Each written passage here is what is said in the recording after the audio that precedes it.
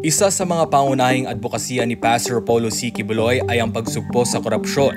Kaugnay nito, binigyang din ng butihing pastor na ang tunay na solusyon sa kahirapan ay hindi ang pamimigay ng ayuda, kundi ang pagbibigay ng tunay na oportunidad para sa pag-unlad ng bawat Pilipino.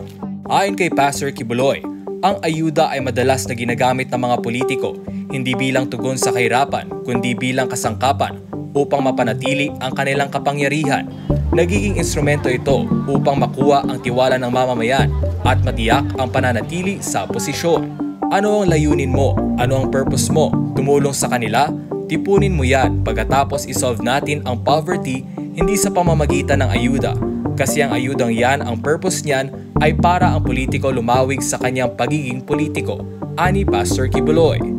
Binigyang din niya na ang katiwalian ay laging may kaugnayan sa pera at isang sistema na yumuyurak sa dignidad ng bawat Pilipino. There is no dignity in ayuda system. It just promotes the corruption system. Kaya naman upang tuluyang tuldukan ang korupsyon, ani Pastor Quiboloy, kailangang magsimula ito sa isang leader na may matibay na karakter at hindi matitinag na katapatan. Ang isang pinunong tapat at may malasakit ay may impluwensya sa kanyang mga kasamahan sa pamamahala upang maglingkod ng may integridad.